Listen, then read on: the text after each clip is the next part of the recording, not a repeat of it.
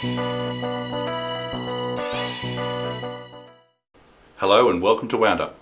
As you just saw, the Abbott government might be responsible for inspiring the next in the Jason Bourne series if its current relationship with Indonesia is anything to go on. Former NSA contractor Edward Snowden revealed in an interview with the Guardian newspaper, also carried by the ABC, that Australian spy agencies, specifically the Defence Signals Directorate, had listened in on the mobile telephone conversations of Indonesian President Susilo Bambang Yudhoyono, his wife and 8 of his inner circle. Mr Abbott, however, was quick on the front foot to assure Australians that all governments gather information. That's hardly a surprise, it's hardly a shock. We use the information that we gather for good. Oh, well, that's a relief. We gather intelligence for good, not evil, because we're goodies, not baddies. Indonesia's reaction was predictable and swift.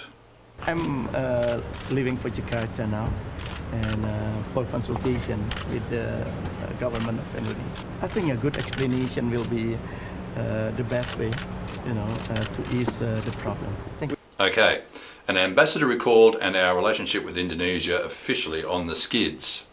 In another document released by Snowden, it was revealed that Australia has also spied on Indonesia and other countries from our embassy in Jakarta, which prompted this response from Marty Natalegawa, Indonesia's foreign minister.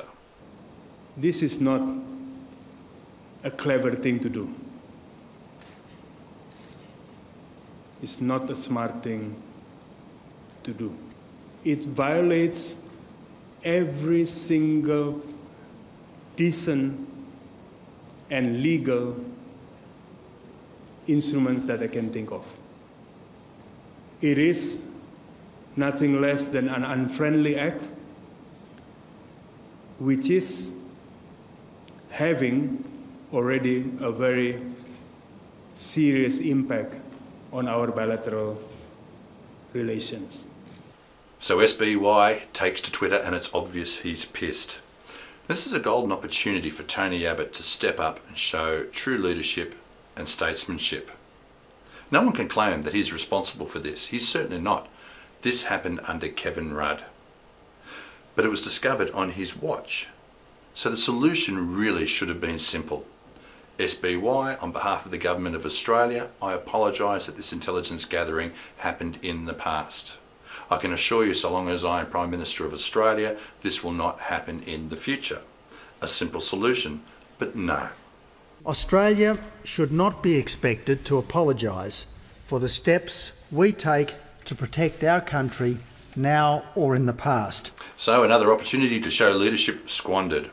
Nevertheless, I'm sure Tony Abbott at this stage was receiving sound advice from his advisors and strategists along the lines of keep a low profile, fly under the radar, don't say or do anything else that might upset the Indonesians, wait for SBY to make the next move.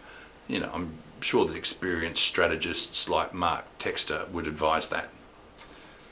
Apology demanded from Australia by a bloke who looks like a 1970s Filipino porn star and has ethics to match. Fairfax demands appeasement. There you go, Liberal Party strategist and advisor Mark Textor.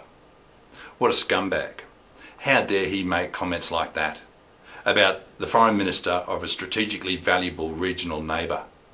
I mean, the guy must have been mortified. He must have been gobsmacked and gutted when he finally sobered up and realised what he'd done. I think it's bubble in a bubble. And why did you feel the need to delete it? Well, I don't think I did. I think it's there to read for anyone to read. Do you think it's causing offence in Indonesia? Would you apologise for that? I can't apologise for what people imagine. Do you think it was appropriate? What? The tweet that What tweet are you talking about? The tweet describing the Indonesian figure as looking like What figure? Philip. Well, which figure were you talking about when you said? I don't know, because you're the guy imagining a figure, mate. Unbelievable. The arrogance and hide of these people. And the fact that nothing happened to Mark Textor as a result of that illustrates to me that Tony Abbott is both ill-advised and ill-equipped to deal with matters of international diplomacy. To be brutally honest, it's time Tony Abbott was replaced as leader of the coalition and Prime Minister, because there's a village out there that is desperately missing its idiot. In other news, toy manufacturer Mattel has announced a record spike in sales of its one-term Tony action figure. A spokesperson for Mattel said the company was experiencing better than forecast results from the Indonesian market. The spokesperson refused to comment on whether a corresponding increase in the sales of cigarette lighters and matches was in any way connected. For Independent Australia, that's all from Wound Up. Until next time, maintain the rage.